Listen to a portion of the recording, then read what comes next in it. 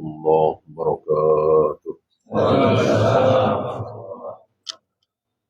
إن الحمد لله نحمده ونستعينه ونستغفره ونعوذ بالله من شرور أنفسنا ومن سيئات أعمالنا. من يهده الله فلا مضل له ومن يضلل فلا هادي له. أشهد أن لا إله إلا الله وحده لا شريك له وأشهد أن محمدا عبده ورسوله وبعد. Ayuhal ikhwah, hari ini kita sedang prihatin. Banyak yang menengadahkan kedua tangannya, memohon kepada Allah, merengek, menangis, merintih, seolah Allah nggak dengar. Apalagi kita tahu hari ini 17.000 lebih kaum muslimin, wanita, anak-anak tewas. Kita semua berdoa, mereka berdoa supaya ditolong, dibantu. Dan mereka habis-habisan oleh satu bangsa yang dicap sebagai Al-Maghdubi alaihim dalam suratul Fatihah. Ini memalukan sekali. Kita semua berdoa, memohon, merengek, seolah Allah nggak dengar. Allah tidak kabulkan. Padahal hari itu ada seseorang yang mengangkat satu jari, menengadahkan kedua tangannya, kekuatannya lebih diandalkan daripada 100 pasukan berkuda. Siapa? Sa'ad bin Abi Waqqas. Sa'ad bin Abi Waqqas. Ketika menjelang perang melawan pasukan Romawi, Nasara, Umar melihat Sa'ad bin Abi Waqqas berdoa. Umar mengatakan, wallahi demi Allah, doa Sa'ad, tangan Sa'ad yang diangkat berdoa menengadahkan kedua tangannya, lebih aku andalkan, lebih aku sukai, lebih aku banggakan daripada 100 pasukan kaum muslimin yang berkuda.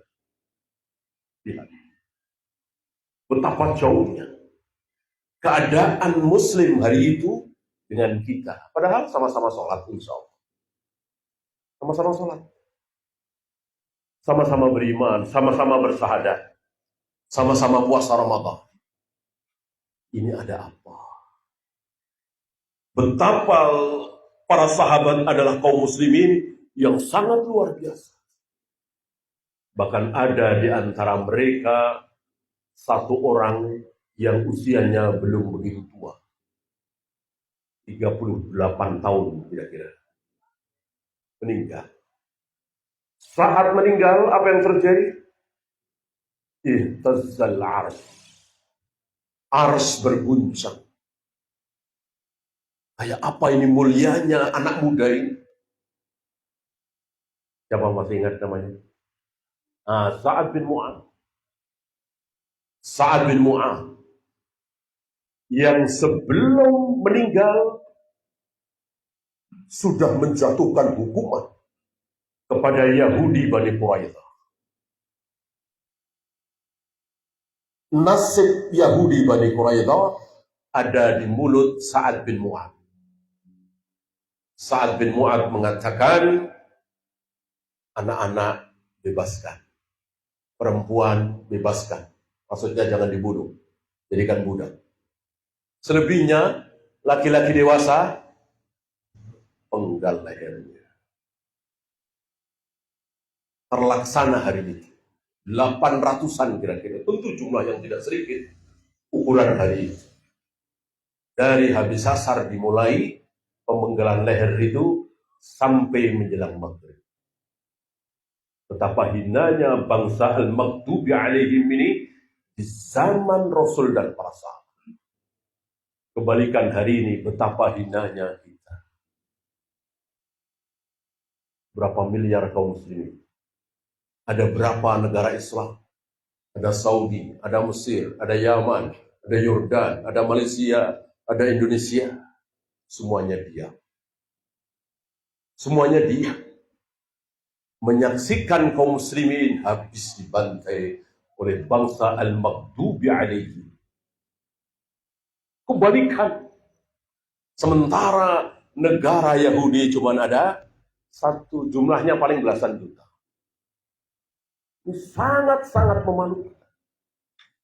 Di mana kaum muslimin yang putih bersih, manhajnya, akidahnya, sunnahnya,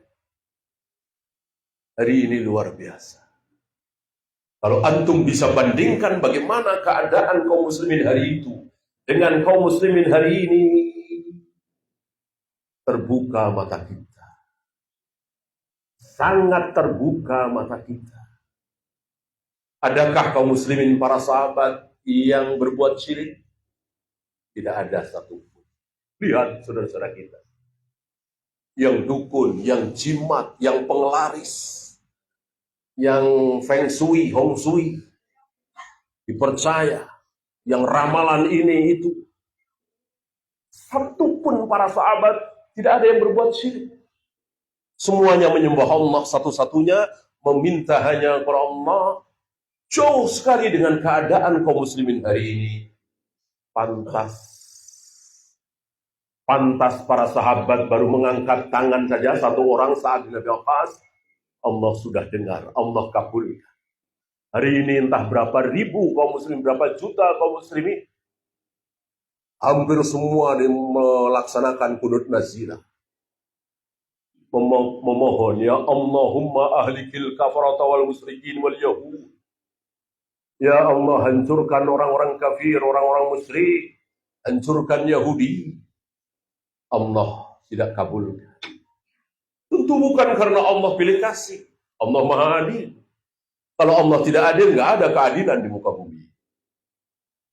Karena kitanya seperti ini. Adakah sahabat yang beribadah beda dengan cara Nabi? Adakah para sahabat yang menambah-nambah ibadahnya dari Nabi alaihi salatu wasallam? Tidak ada satu. Sahabat begitu sami'na wa ata'na terhadap Nabi alaihi salatu wasallam. Insya Allah antum tahu bagaimana ketika Nabi mengimami salat tidak di masjid waktu itu, di tempat terbuka, tiba-tiba Nabi melepas sendalnya. Salah satu sunnah adalah salat dengan memakai alas kaki.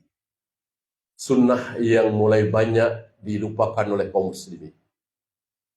Salat Aid misalnya, salat jenazah misalnya, kan tidak di masjid.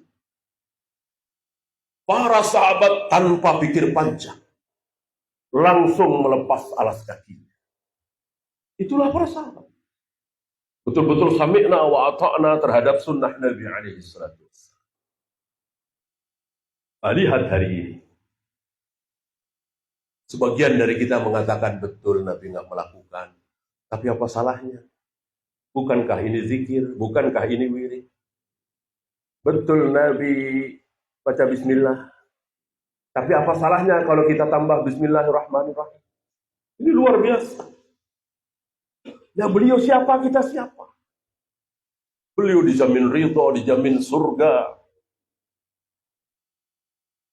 Seluruh para nabi, para rasul tidak berani berbicara kepada Allah kelak kecuali beliau. Surga belum boleh dimasuki oleh siapapun sebelum beliau. Karena beliau lah yang membuka gerbang surga. Bagaimana beliau mencontohkan sesuatu yang kurang baik, kurang sempurna? Bismillah doang. Di mana-mana bismillahirrahmanirrahim, kenapa beliau bismillah doang? Hilangkan. Tidak mungkin beliau mencontohkan bukan yang terbaik. Ketika beliau mau makan, mau wudhu, mengucapkan hanya bismillah, maka kita ikuti beliau. Dan begitulah para sahabat.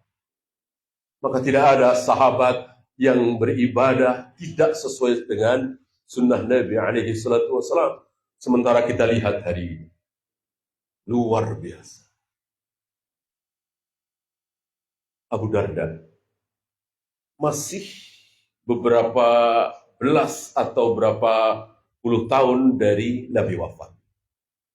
Saat beliau hidup, beliau mengatakan, yang aku lihat dari Nabi dan dari kalian, yang sama hanya sholat. Itu zaman beliau. Bagaimana seandainya beliau hidup hari ini? Betapa luar biasa perbedaan. Sholat, zikir, baca Al-Quran, haji, umrah.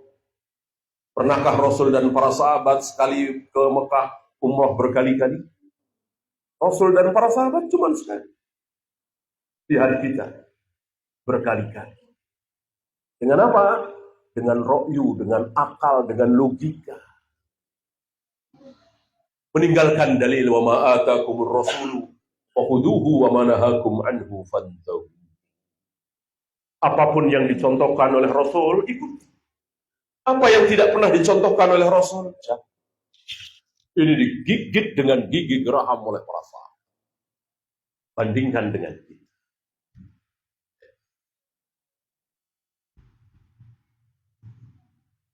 Yang kita bahas tadi, Sa'ad bin Mu'adz.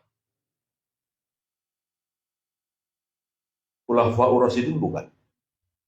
Sa'ad bin Mu'adz al-Khulafa'ur Rasyidin bukan. Bukan. Termasuk 10 orang yang dijamin masuk surga? Bukan. Ini gimana 10 orang yang dijamin masuk surga? Gimana al-Khulafa'ur Rasyidin al-Mahdi? Ini manusia-manusia mulia.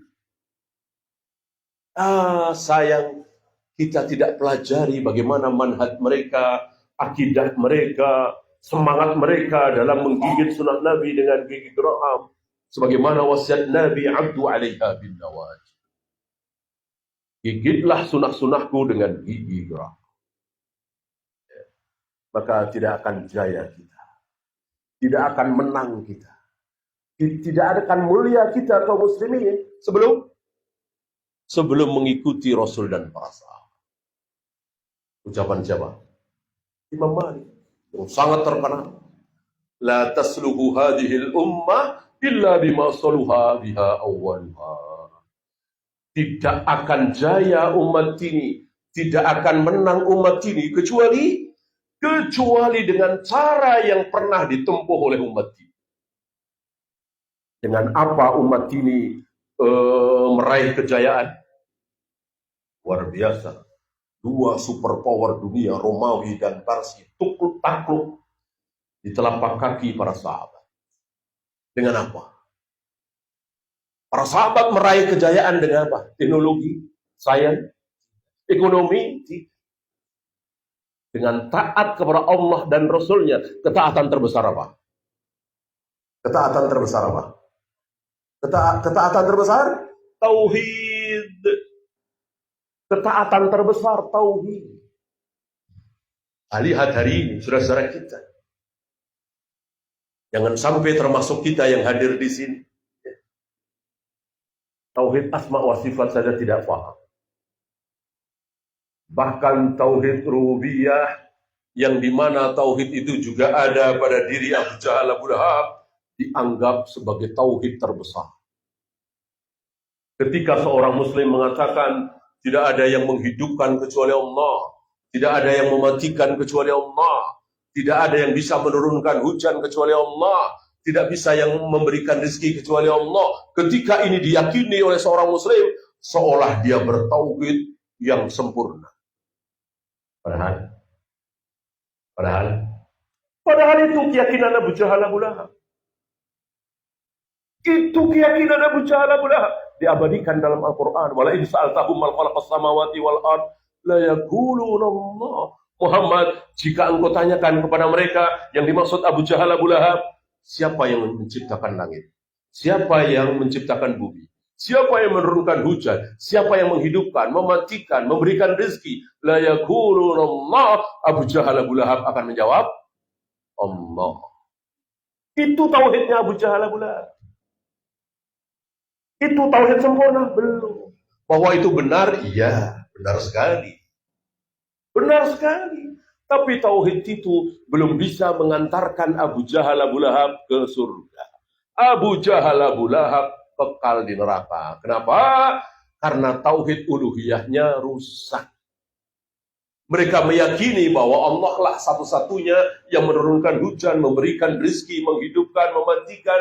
Tapi begitu mereka beribadah, begitu mereka menyembah Allah, lewat Lata, Uzza, Hubal, Manat, orang-orang soleh yang sudah mati, yang diwujudkan dalam bentuk patung. Ini tauhidnya Abu Jahal, Abu Lahab, yang menyebabkan mereka kekal di neraka selama-lamanya.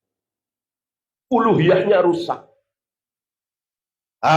Bandingkan dengan sebagian saudara-saudara kita. Menyembah Allah, mendekatkan diri kepada Allah, mesti lewat kuburan-kuburan keramat. Mesti lewat tempat-tempat keramat. Ada jimat, ada dukun. Seolah saingan Allah, seolah mendekatkan diri kepada Allah lewat tempat tertentu. Padahal tidak ada dalilnya. Kalau Raudhah iya, kalau Hijr Ismail iya, Masjidil Aqsa, Masjidil Haram, Masjid Nabawi iya. Tapi kalau di sana, di sini, di situ, ya sama. Mau Cirebon, mau Tegal, mau Brebes, mau Semarang, mau Surabaya, sama. Yang beda Makkah, Madinah, Palestina. Di situ ada Masjidil Haram, di situ ada Masjidil Aqsa, di situ ada Masjid Nabawi. Di luar itu sama. Tidak boleh dibedakan. La tusaddur rihal illa ila salasati masajid. Tidak boleh dipersiapkan perjalanan ibadah kecuali menuju 3 masjid. Maka di luar 3 masjid ini tidak boleh kita kunjungi secara khusus. Saya mau sholat di sana, saya mau iktikaf di sana, saya mau baca Al-Quran di sana. Tidak boleh. Kecuali 3 masjid ini. Mau sholat, cari masjid terdekat. Mau sunnah, mau bid'ah, urusan masjid itu. Sunnahnya kita ikuti, bid'ahnya jangan. Mau iktikaf, cari masjid terdekat. Yang menyelenggarakan tentunya, yang boleh tentunya.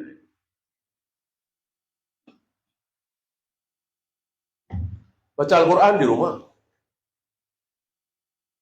Nabi menyuruh kita baca Al-Quran di rumah. La taj'alu buyutakum maqabir. Jangan jadikan rumah-rumah kalian seperti kuburan. Biar rumah kalian tidak seperti kuburan, maka bacalah Al-Quran di rumah kalian. Berarti kalau rumah kita tidak pernah kita baca Al-Quran, berarti seperti kuburan. Kata siapa? Kata Nabi. Berarti di zaman Nabi, di kuburan tidak ada baca Al-Quran. Maka kalau di rumah nggak pernah dibacakan Al-Quran, seperti kuburan. Bagaimana sebagian saudara kita kebalik? Di rumah jarang baca Al-Quran, justru di kuburan. Justru Nabi mengatakan, bacalah Al-Quran di rumah kalian. Biar rumah kalian tidak seperti kuburan. La taj'alu buyutakum maqabir. Kenapa ini bisa dibalik? Ini satu di antara sekian ratus contoh bagaimana penyelewengan kaum muslimin terhadap sunnah Nabi. Maka pantas sekali kalau sampai hari ini Allah belum tolong kita kaum muslimin. Allah biarkan kaum muslimin dalam keadaan terlunta-lunta, dalam keadaan menderita, karena memang itu sunatullah. Allah bikin aturan. Intan surullah yansurkum. Allah hanya mau menolong kalian kalau kalian menolong agama Allah. Sudahkah kita tolong agama Allah? Kalau kita ingin ditolong oleh Allah, tolong dulu agama Allah. Gimana menolong agama Allah yang besar ini? Menolong agama Allah di diri kita saja, kita kesulitan.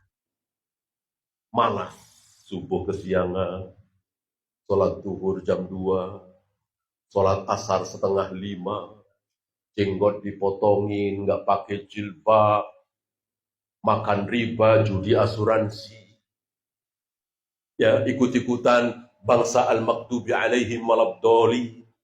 Padahal 17 kali dalam sehari semalam kita memohon kepada Allah, ihdinas siratal mustaqim. Berikanlah petunjuk kepada kami ya Allah, jalannya orang-orang, jalan yang lurus. Jalannya siapa? Jalannya orang-orang yang telah Engkau beri nikmat. Siratal ladzina an'amta alaihim. Siapa orang-orang yang telah diberi nikmat? Siapa? Di jalan dalam suratul Nisa, Rasul dan para sahabat. Alladzina an'amta alaihim, orang-orang yang telah Engkau beri nikmat adalah Rasul dan para sahabat. Tunjukilah kepada kami bagaimana cara beragama Rasul dan para sahabat. Ghairil maghdubi alaihim, bukan jalannya orang-orang yang Engkau murkai. Siapa? Al-maghdubi alaihim, yang dimurkai oleh Allah siapa? Al-Yahud. Langsung keluar dari lisan Nabi alaihi salatu wassalam. Al-maghdubi alaihim al-Yahud. Bukan jalannya orang-orang yang Engkau murkai ya Allah, waladdallin. Bukan jalannya orang-orang yang sesat. Siapa yang sesat? Nasrani. Jadi minimal 17 kali dalam sehari semalam kita memohon seperti ini kepada Allah. Tapi kenapa yang kita mohon malah kita langgar? Lahir 10 Januari, maka di 10 Januari itu nyalain lilin.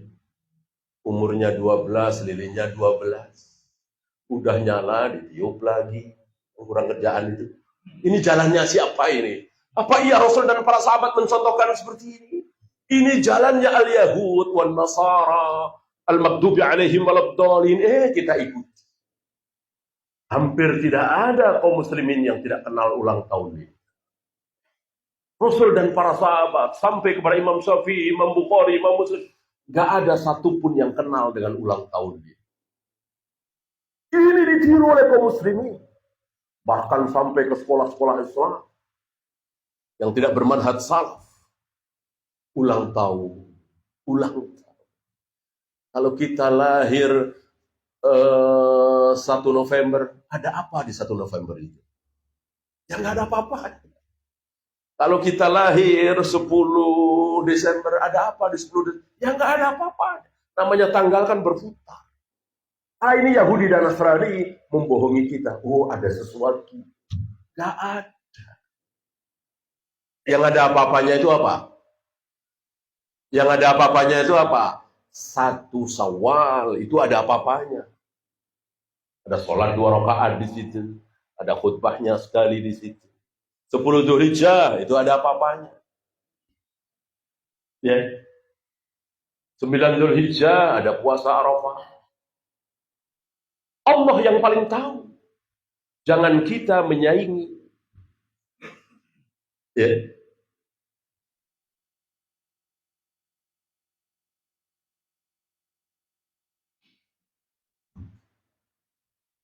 Oleh karena itu Syekhul Islam pernah mengatakan begini. Selagi kaum muslimin tidak menyelisihi 2 kelompok buruk besar sedunia ini, al-maghdubi alaihim waladdallin, tidak akan kaum muslimin menjadi jaya. Semakna dengan apa yang diucapkan oleh Imam Malik tadi. La tasluhu hadhil ummah illa bima saluha biha awwaluha. Tidak akan jaya, tidak akan menang, tidak akan besar umat ini kecuali dengan cara yang telah ditempuh oleh pendahulu umat ini. Pendahulu umat ini siapa? Rasul dan para sahabat. Maka Imam Syafi'i, Imam Bukhari, Imam Malik, Sufyan As-Tsauri, Sufyan bin Uyainah mengikuti Rasul dan para sahabat. Maka semangat kita juga seperti itu. Mengikuti Rasul dan para sahabat. Apa yang dicontohkan oleh Rasul dan para sahabat pasti benar. yang tidak pernah dicontohkan oleh Rasul dan para sahabat, dan itu ibadah mahdoh, salah. Kecuali bukan ibadah mahdoh. Cara berbakti kepada orang tua, ini bukan ibadah mahdoh, wairu mahdoh istilahnya, bebas. Cara sodakoh, ini wairu mahdoh, bebas. Cara cari nafkah, cara mencari ilmu, beda dengan cara Nabi, tidak masalah. Ada sekolahan, ada 6 tahun, 3 tahun, dan seterusnya. Ini ibadah wairu mahdoh, tapi sholat, ruku, sujud, tawaf, sa'i, melempar jumroh. Bolehkah cara kita berbeda dari Nabi alaihi salatu wassalam? Tidak boleh. Menambah dari apa yang dicontohkan oleh Nabi? Tidak boleh. Sampai para imam itu sangat jeli. Mengatakan apa? Mencium Hajar Aswad. Sementara tidak sedang tawaf. Pahala apa dosa? Dosa apa pahala? Dosa. Karena Rasul dan para sahabat nggak pernah nyium Hajar Aswad di luar tawaf. Rasul dan para sahabat mencium Hajar Aswad pas tawaf. Ketika tawaf, karena berkeliling, pasti kan melewati Hajar Aswad. Dicium. Kalau bisa. Kalau tidak bisa, Rasul menempelkan tangan beliau di Hajar Aswad itu, lalu tangannya beliau cium. Kalau tidak bisa juga, karena terlalu berdesak-desakan, beliau tidak memaksakan diri, tidak mau takalluf, maka beliau dari kejauhan berisyarat dengan tangan kanannya, telapak tangan kanannya seperti itu, sambil menghadapkan wajahnya, badannya ke arah Hajar Aswad, tanpa dicium. Jadi seperti itu. Semuanya ada aturannya dan dicontohkan oleh Nabi alaihi salatu wassalam dan dihafal betul oleh para sahabat. Nabi begini, Nabi begini, Nabi begini. Ketika beda, maka siap-siap dosa. Yakum wa muhdatsatil umur wa inna kulla muhdatsatin bid'ah wa kulla bid'atin dhalalah wa kulla dhalalatin. Hati-hati terhadap ibadah-ibadah yang tidak ada contoh dariku. Karena ibadah yang tidak ada contoh dariku namanya bid'ah. Semua bid'ah adalah sesat. Semua sesat tempatnya di neraka. Kalau kita boleh beribadah nambah dari Nabi, beda dari Nabi, rusak agama ini. Apa salahnya subuh 3 rakaat? Apa salahnya sebelum sholat id azan dulu, qomat dulu? Apa salahnya sholat duha berjamaah? Apa salahnya? Karena kita boleh beda dari Nabi, boleh nambah dari Nabi. Rusak agama ini. Bolehkah kita menambah dari Nabi? Tidak boleh. Tidak boleh. Beliau itu sempurna. Sudah sempurna, sudah terbaik. Kita ikuti. Nah, ini keadaan kaum muslimin yang putih bersih. Ya. Keadaan kaum muslimin yang dijamin surga, dijamin ampun, dijamin ridha.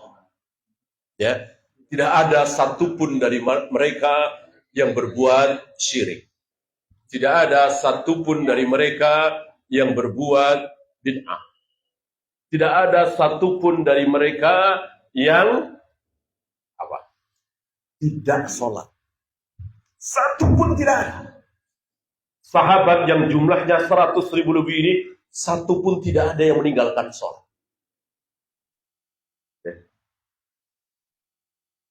Puasa, zakat, haji. Yang ada pada diri sahabat, berbuat syahwat ada. Tapi sedikit sekali. Masih ingat? Seorang sahabat yang berzina, namanya siapa? Ma'iz dan perempuan Gomidiyah yang akhirnya hamil. Bisa dihitung dengan jari. Karena memang mereka bukan malaikat. Berbuat dosa karena syahwat ada. Karena subhat tidak. Ya. Dan mereka mengakui kesalahannya. Ma'iz ini dan perempuan tadi mengakui kesalahannya. Datang kepada Nabi, minta dihukum. Akhirnya direjam, mati. Dan Nabi mengatakan, laqad tabat taubatan. Sungguh wanita ini telah bertaubat, dan seandainya tobatnya dibagi untuk 70 ahli Madinah, la wasi'athu. Cukup. Berakhir dengan taubat. Dan satu lagi, tidak ada yang mengulang. Tidak ada yang mengulang. Misalnya mencuri 2 kali, berzina 2 kali, enggak. Sekali. Habis itu taubat. Bandingkan dengan kita, keadaan kaum muslimin hari. Kita tidak bisa menghitung berapa juta kaum muslimin yang berzina, yang minum khamr, yang berjudi, yang meninggalkan sholat, yang rusak tauhidnya, yang berbuat bid'ah, dan seterusnya. Maka jangan ngiri. Kalau para sahabat langsung ditolong oleh Nabi. Berapa jumlah sahabat ketika perang Badar? Kira-kira 313. Mirip jumlah kaum Talut yang melawan Jalut. Berapa jumlah pasukan Abu Jahal, Abu Lahab dalam perang Badar itu? 1000 lebih. Menang. Allah berikan kemenangan. Allah tolong. Sekali lagi, berapa miliar jumlah kaum muslimin hari ini? Berapa puluh negara Islam hari ini? Berhadapan dengan Yahudi yang cuma belasan juta, cuma satu negara, tidak sanggup. Seolah hanya nonton, melihat kaum muslimin dibantai habis di Gaza. Luar biasa. Tadi, karena kita belum tolong agama Islam ini.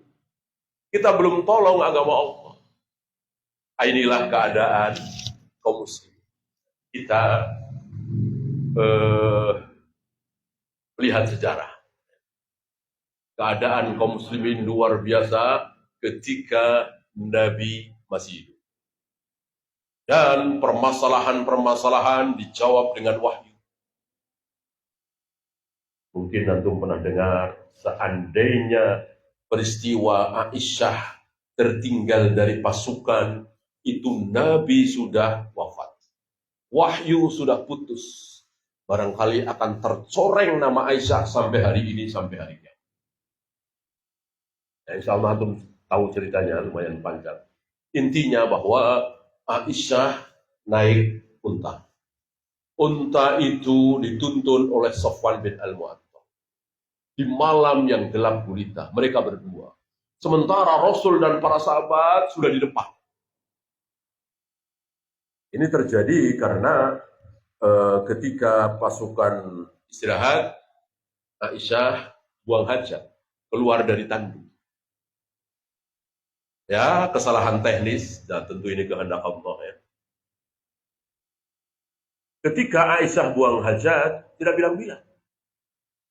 Pikir Aisyah cuma sebentar, nanti balik lagi. Begitu balik lagi, Rasul dan para sahabat sudah berjalan. Sudah berjalan. Mengira bahwa tandu itu sudah ada Aisyah di dalam. Aisyah berpikir pasti nanti akan ada yang kembali menjemput beliau. Maka ditunggulah, duduk di situ. Gak lama Sofwan datang dari belakang. Kalimat yang keluar dari mulut Sofwan adalah La lillahi wa inna ilaihi raji'un. Dan Sofwan tahu ini Aisyah karena Sofwan tahu perawakan dan wajah Aisyah sebelum turunnya ayat hijab. Ya. Walaupun waktu itu berhijab, bercadar, tapi Sofwan paham ini Aisyah. Siapa lagi kalau bukan Aisyah? Lalu Sofwan mempersilahkan Aisyah untuk duduk di atas untanya, dan Sofwan menuntun dari itu. Dan nggak ada kata-kata. Nggak ada kata-kata. Nggak kayak kita ya. Kopi ngobrol. Ya. Tadi emang kenapa sih bisa telat? Tadi nggak ngobrol ke sana. Itulah kita. Beliau luar biasa. Menjaga kemuliaan Aisyah. Ya, diam dengan diam. Sampai bertemu dengan Rasul dan para sahabat. Begitu melihat Rasul dan para sahabat, diam. Ya, mereka kan orang-orang yang husnudzon. Ketika Aisyah mengatakan begini, ya udah percaya. Di apa istilah kita digoreng oleh orang-orang munafik, digoreng. Gak mungkin laki perempuan di malam yang gelap gulita tidak berbuat apa-apa. Gak mungkin, pasti begitu. Disebarkan fitnah itu. Jangankan para sahabat, Rasul saja terpengaruh. Buktinya beliau memerintahkan Aisyah untuk sementara pulang ke rumah orang tuanya, Abu Bakar. Berarti kan terpengaruh beliau.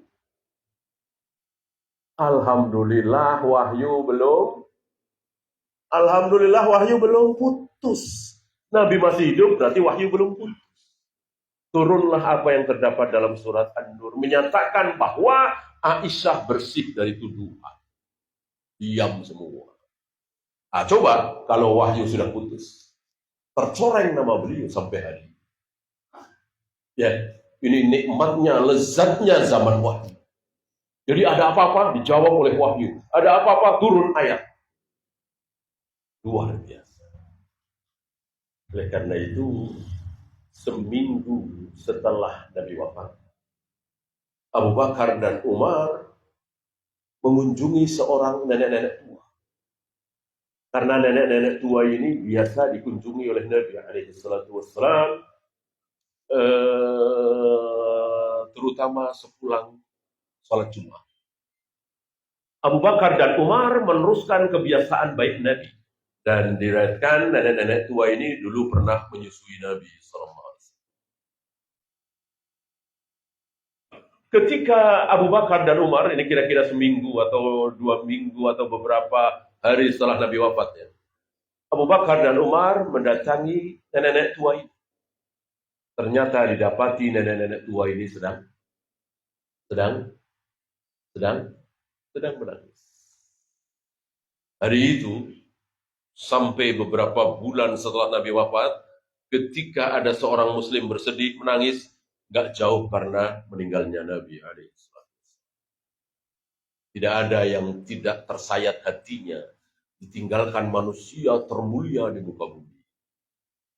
Ya. Maka Abu Bakar dan Umar menasihati, Nek, kalau bahasa kita ya, Nek, gak usah menangis. Gak usah menangis. Apa engkau tidak tahu bahwa Rasulullah sekarang ini lebih enak, lebih nyaman, lebih lezat daripada ketika Rasulullah dulu masih hidup. Beliau sekarang berada di sisi Allah, tidak ada cacian, makian, hujatan, lelah, capek, penat, lapar, haus. Yang itu merupakan keadaan Nabi ketika beliau masih hidup. Ngapain ditangisi? Jangan nangis. Wanita itu menjawab, aku menangis bukan karena itu. Aku tahu Rasulullah sekarang lebih lezat, lebih nikmat, lebih bahagia daripada beliau masih hidup. Aku tahu. Aku nangis bukan karena itu. Aku nangis karena inqata'al wahyu. Aku menangis karena wahyu putus. Sudah nggak ada wahyu lagi. Kalau wahyu belum putus, Nabi masih hidup, ada permasalahan, dijawab dengan wahyu. Ada pertanyaan, turun wahyu. Nabi wahyu putus, mau mengandalkan apa? Ya, merujuk kepada Al-Quran dan Sunnah, ya kalau ada, ya kalau bisa.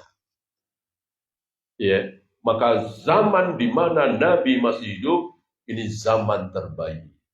Dengan penegasan beliau, khairun nas qarni tsummal ladzina yalunahum tsummal ladzina yalunahum. Sebaik-baik manusia adalah manusia yang hidup di zaman, yang hidup bersama Nabi alaihi salatu wassalam. Yang terbaik nomor 2, setelah itu yang bertemu dengan sahabat. Yang bertemu dengan Nabi namanya sahabat. Yang bertemu dengan sahabat namanya tabi'i. Yang bertemu dengan tabi'in, atba'ut tabi'in, itulah generasi terbaik.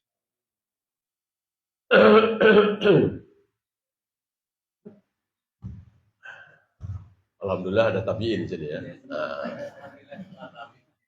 Nah, ketika Nabi wafat, kaum muslimin dipimpin oleh Abu Bakar. Abu Bakar. Keadaan masih sama, walaupun tidak sama persis ya, wahyu sudah putus. Maksudnya belum ada syubhat. Belum ada syubhat. Ya. Semuanya masih bertauhid, menggigit sunnah dengan gigi geraham, belum ada aliran sesat, belum ada syubhat. Syahwat sudah ada. Zaman Nabi syahwat sudah ada. Syubhat yang belum ada.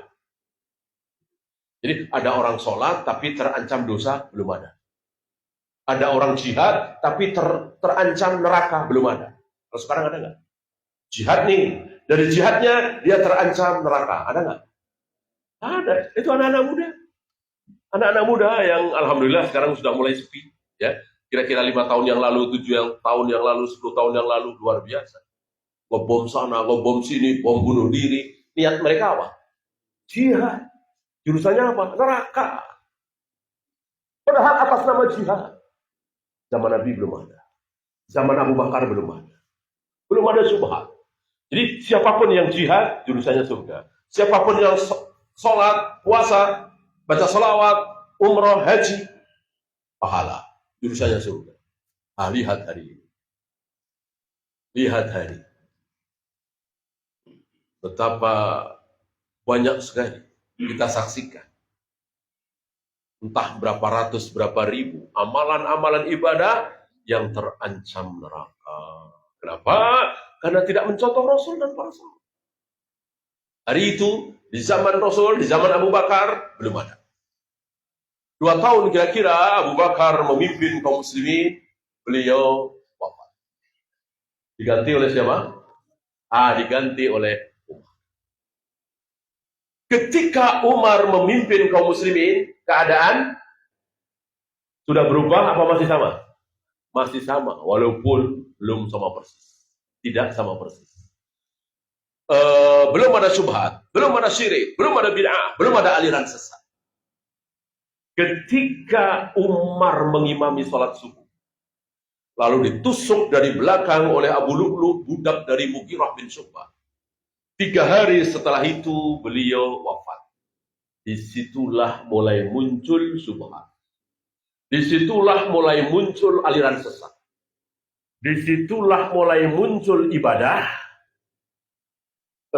taat kepada Allah, niat taat kepada Allah, ibadah, tapi terancam neraka. Mulai muncul. Sebelum itu belum muncul. Itulah makna dari sabda Nabi SAW. Umar qaflul fitnah. Umar gemboknya fitnah. Jadi fitnah itu digembok oleh Umar. Selagi Umar masih hidup, maka fitnah itu tidak terbuka. Belum ada syubhat, belum ada bid'ah, belum ada aliran sesat. Ya. Ketika Umar terbunuh itu mulai muncul. Maka aliran sesat pertama muncul di zaman Utsman. Aliran apa namanya? Khawarij. Aliran sesat pertama dalam itu bukan kafir, bukan. Aliran sesat itu belum kafir ya. Kafir pasti sesat, sesat belum tentu kafir. Zina, minum khamar, berjudi, sesat apa tidak? Sesat. Kafir? Tidak. Belum kafir. Khawarij. Bagaimana ciri khas Khawarij? Meyakini bahwa pelaku dosa besar kafir. Jadi ada seorang muslim nih, sholat, puasa, zakat, haji. Sekali waktu minum khamar, setenggak, 2 tenggak, kafir kata mereka. Ada seorang muslim, sholat, puasa, zakat, haji. Sekali waktu main judi, kafir. Pokoknya berbuat dosa besar sekali, kafir. Maka ciri khas mereka mengkafirkan sesama muslim. Seperti anak-anak muda itu. Seperti beberapa kelompok Khawarij di negeri kita ini. Kita semuanya dianggap kafir. Ada. Mereka tidak mau sholat di masjid-masjid kita. Mereka punya masjid sendiri. Ya. Karena masjid-masjid ini masjid diror katanya. Dan najis katanya. Dan kita semua ini kafir. Inilah Khawarij. Mudah sekali mengkafirkan sesama muslim.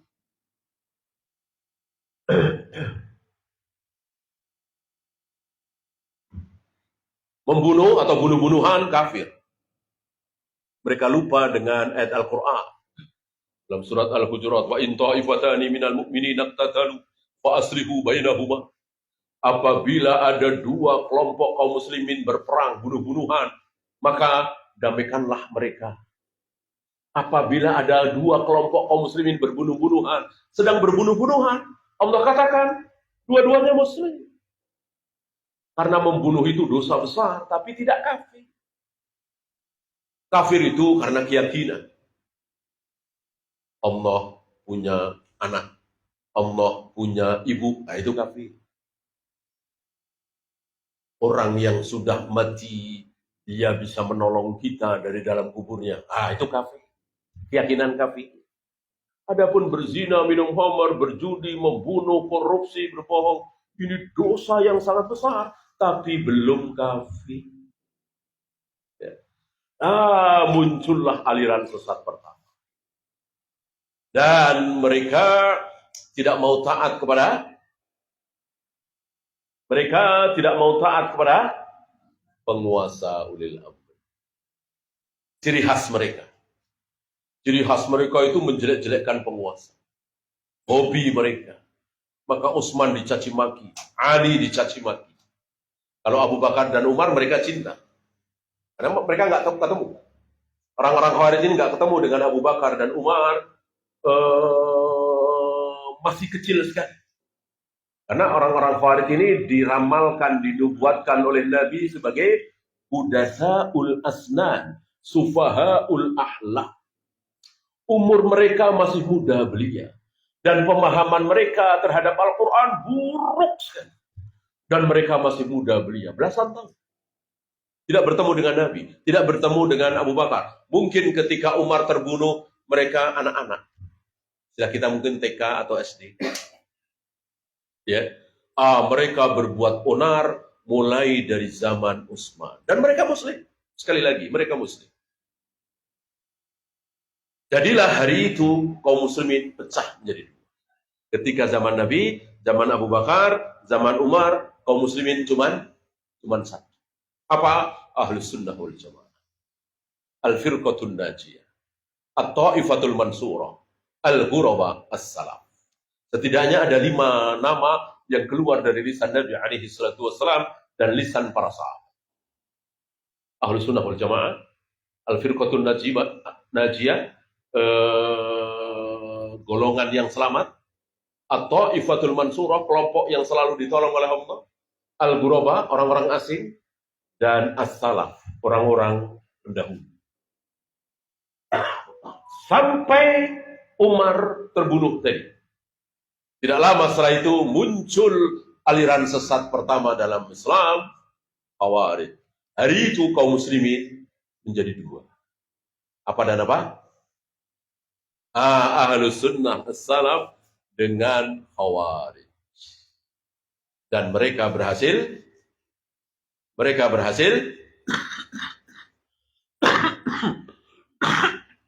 membunuh Utsman. Mereka berhasil membunuh Utsman. Oleh karena itu Ali bin Abi Thalib terpaksa menghentikan perluasan daerah Islam. Kalau Rasulullah mengirimkan pasukan ke Romawi, Parsi, Abu Bakar juga mengirimkan pasukan, ada perang Yarmouk dan seterusnya. Umar bin Khattab juga mengirimkan pasukan, Utsman, Ali tidak mengirimkan pasukan kemana-mana. Ali bin Abi Thalib sibuk dalam negeri istilahnya, memerangi kaum Khawarij. Karena sangat berbahaya. Anak-anak muda dan diriwayatkan badan mereka itu kurus-kurus. Kenapa? Karena hampir setiap hari berpuasa. Muka mereka ini pucat-pucat. Karena hampir setiap malam, sholat tahajud. Dahi mereka hitam bekas sujud. Artinya ibadah mereka luar biasa. Luar biasa banyaknya ya, bukan luar biasa sunnahnya. Adapun sunnah, mereka jauh dari sunnah. Saking jauhnya, dan mereka itu bodoh. Pemahamannya itu bodoh sekali. Saking bodohnya, Anda masih ingat? Wanita-wanita Khawarij kalah dengan nenek-nenek kita yang jarang ngaji. Nenek-nenek kita yang nggak pernah ngaji, ketika bersih waktu mereka masih muda, masih haid ya, ketika bersih dari haid, mengqadha salat apa tidak? Mengqadha salat apa? Tidak kan? Dan itu benar. Memang orang yang wanita yang bersih dari haid, bersih dari nifas, ketika tidak sholat selama seminggu, selama beberapa hari, sebulan, 2 bulan, ketika bersih dari nifas, bersih dari haid, tidak mengqadha sholat. Wanita khawarij mengqadha sholat. Apakah bodoh? Padahal Ibnu Abbas masih ada, Ibnu Mas'ud masih ada, Aisyah masih ada. Karena itu Aisyah pernah ditanya oleh seorang wanita, apakah wanita yang bersih dari haid harus mengqadha sholatnya? Aisyah balik bertanya, aharuriyatun anti? Apakah engkau itu seorang wanita haruri? Haruri itu dari haruro.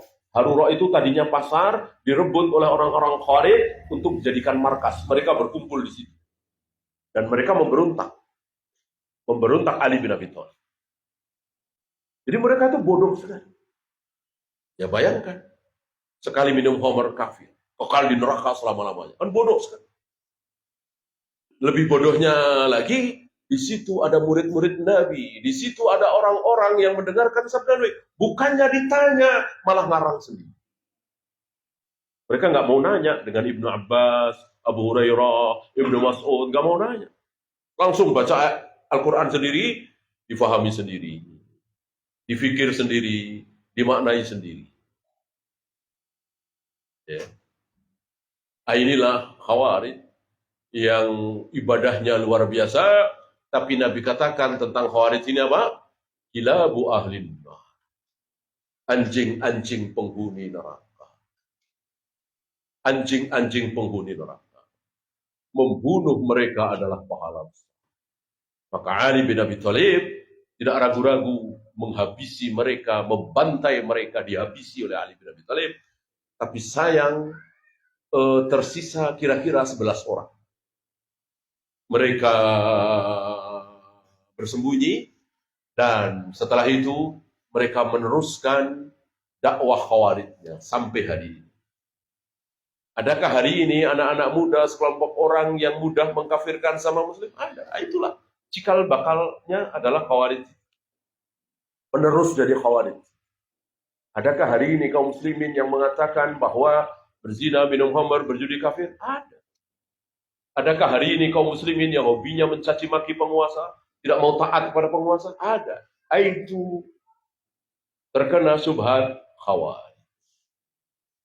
Tapi seburuk-buruk Khawarij yang dikatakan kilabu ahli nar, anjing-anjing penghuni neraka, kesesatan mereka belum menyangkut tentang Allah. Belum menyangkut tentang diri Allah. Masih berkutat di manusia. Seorang muslim yang berbuat dosa besar, kafir.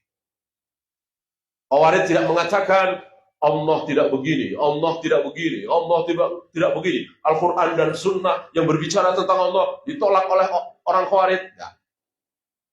Dengan demikian, apakah orang Khawarij mengatakan Allah bersemayam di atas arsy? Iya. Apakah orang Khawarij mengatakan Allah menciptakan Adam dengan kedua tangannya? Sebagaimana ayat Al-Quran, "Ma mana'aka an tasjuda lima khalaqtu biyadayya?" Aku telah menciptakan Adam dengan kedua tangannya. Khawarij mengakui apa tidak? Mengakui. Apakah orang Khawarij mengatakan bahwa kelak Allah akan menggulung langit dengan tangan kanannya? Wasamawatu matwiyatun biyamini? Iya. Jadi untuk tauhid asma wa sifat, uluhiyah, apalagi rububiyah, orang-orang Khawarij lulus.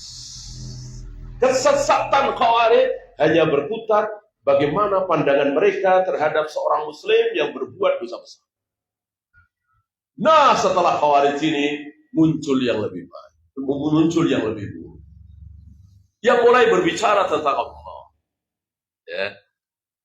Tapi karena waktu ya, mungkin kita sisakan untuk soal jawab. Barangkali sebelum kita tutup, barangkali ada yang akan ditanyakan. Silakan.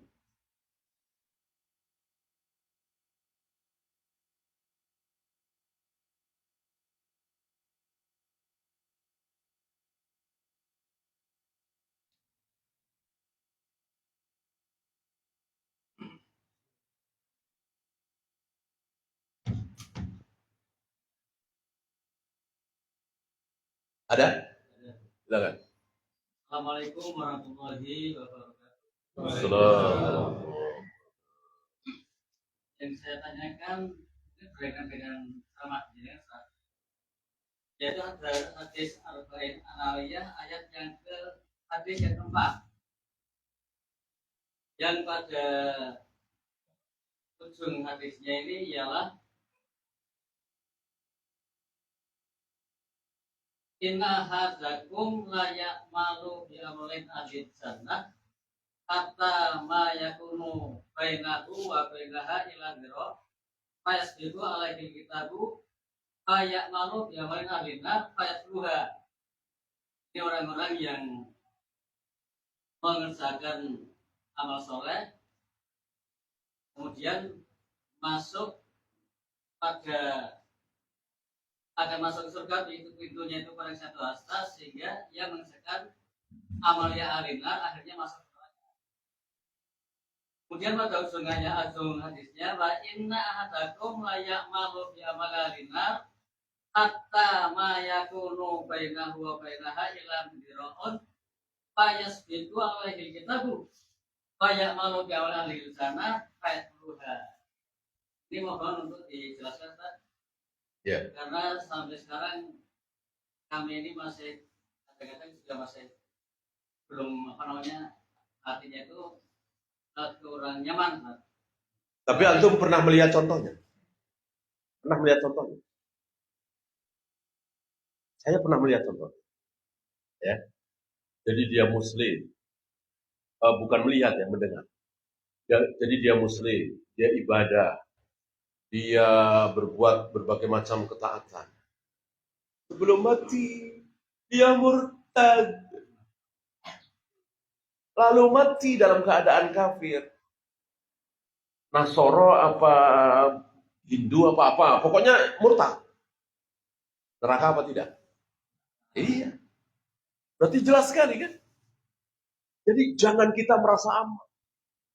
Mentang-mentang sudah sholat berjamaah selama 30 tahun lebih, mentang-mentang hampir setiap malam bangun malam, mentang-mentang sudah bangun masjid di mana-mana, lalu merasa aman bahwa hidayah ini tidak mungkin dicabut.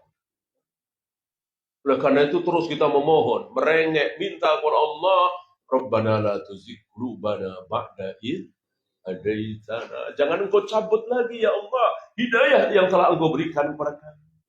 Ya, termasuk tadi ihdinas siratal mustaqim.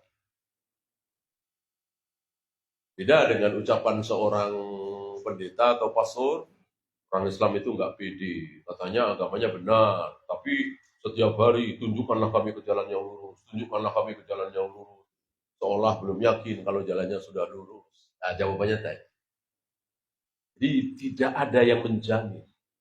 Karena kita bukan nabi, bukan rasul.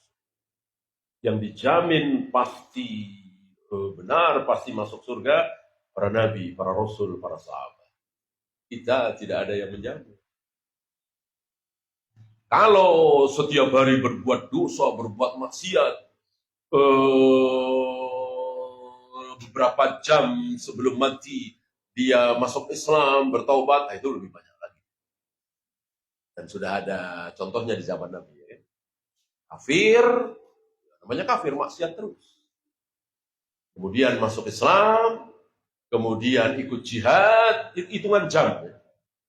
Nggak lama setelah ikut jihad perang, mati. Sholat dulu 2 rakaat. Ya. Jadi satu-satunya sholat yang pernah dia lakukan itu. Bukan sholat wajib. Ya. Nah, jadi belum pernah sholat subuh, belum pernah sholat zuhur, belum pernah puasa Ramadan, haji, umroh, boro-boro, tapi masuk surga. Nah, itu yang contoh pertama. Wallahu. Ada lagi? Ya. Assalamualaikum.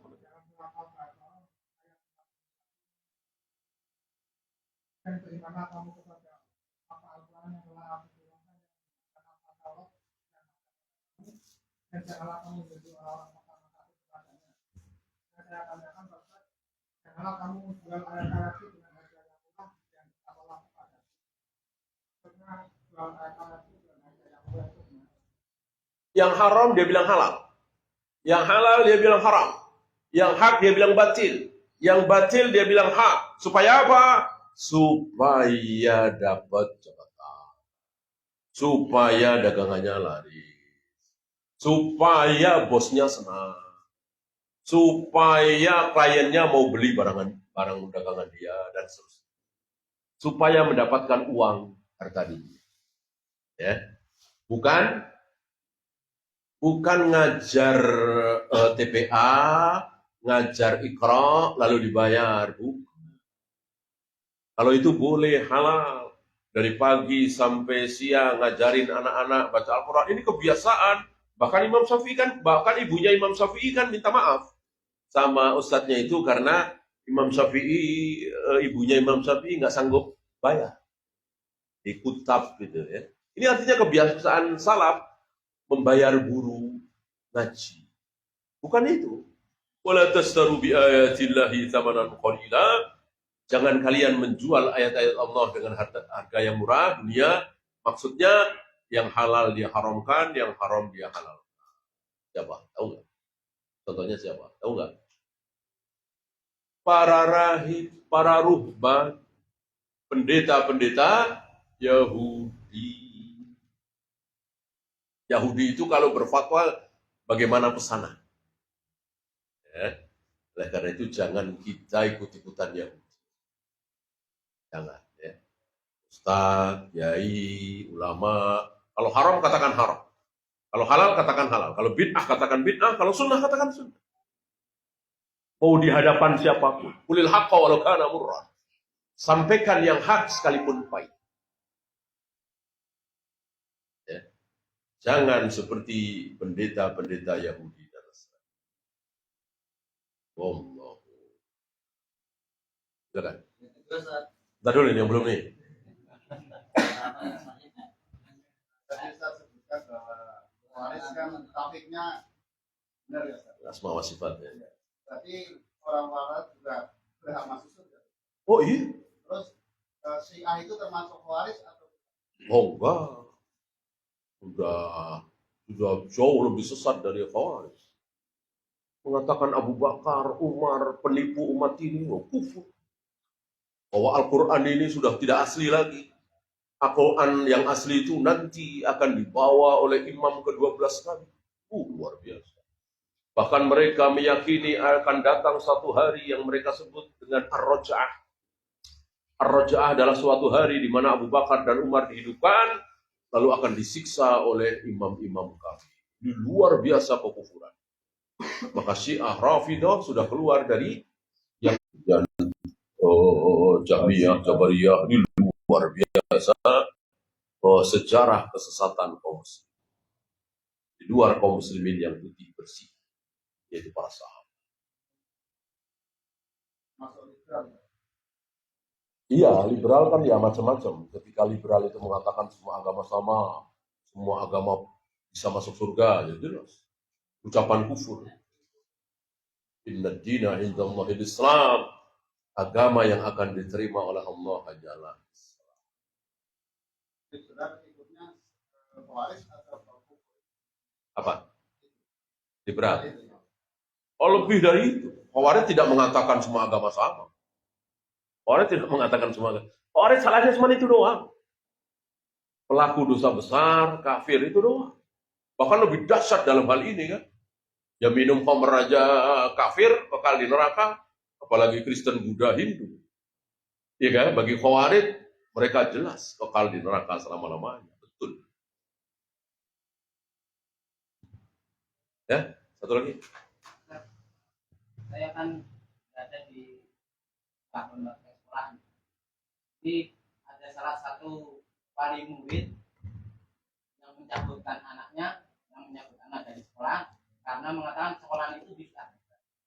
Nah, dia mencabut untuk tidak sekolah di situ, untuk di rumah. Ada di masyarakat. Ini orang-orang seperti ini pemahamannya apa, Ustaz? Sekolah tersebut bid'ah, apa semua sekolah bid'ah? Semua sekolah. Berarti dia nggak paham, nggak bisa membedakan mana yang mahdoh, mana yang ghairu mahdoh. Yang bid'ah itu yang mahdoh. Nabi Subhana Rabbiyal A'la 3 kali, dia 4 kali, ya itu bid'ah. Nabi subuh 2 rakaat, dia 3 rakaat. Nabi melempar jumlah 7 kali, dia 8 kali. Ya, itu yang bid'ah. Tapi sekolah mencari ilmu, ini ibadah ghairu mahdhah. Beda dari cara Nabi, nggak masalah. Nabi nggak ada TK, nggak ada SD, nggak ada SMP, nggak ada SMA. Sekarang ada, nggak masalah. Itu ibadah ghairu mahdhah. Nah, orang seperti ini, kalau antum kenal, ajarkan dulu apa mahdhah, apa ghairu mahdhah. Untuk membedakan mana mahdhah, mana ghairu mahdhah, ada 3. Ibadah mahdhah tidak bisa dicerna oleh akal.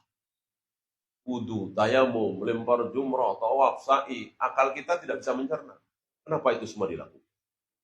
Beda dengan cari ilmu tadi, cari nafkah, nikah, sedekah. Itu semua dilakukan, akal kita bisa mencerna. Yang kedua, ibadah mahdhah, manfaatnya nanti di akhirat. Dari mulai ruku, sujud, tawaf, sa'i, nggak ada manfaatnya di dunia. Manfaatnya nanti di akhirat, pahala surga. Beda dengan sedekah, cari ilmu, cari nafkah, nikah. Manfaatnya sudah terlihat di dunia. Satu lagi. Ibadah mahdhah hanya dilakukan oleh kaum muslimin. Ruku, sujud, tawaf, sa'i, azan, qomat, wudu, tayamum. Hanya kaum muslimin yang melakukan. Beda dengan mencari ilmu, sedekah, nikah, cari nafkah, muslim dan kafir melakukan. Untuk mahdhah tidak boleh lebih dari Nabi alaihi salatu wasallam. Untuk ghairu mahdhah, ya ini karena waktu di sini setengah 12 ya sudah turun, sementara mungkin masjid tidak muat ya kalau antum semua. Jadi kita akhiri saja untuk persiapan sholat zuhur. Yang benar dari Allah, yang salah dari saya. Allahumma bihamdika asyhadu an la ilaha illa anta astaghfiruka wa atubu ilaik. Assalamualaikum warahmatullahi wabarakatuh.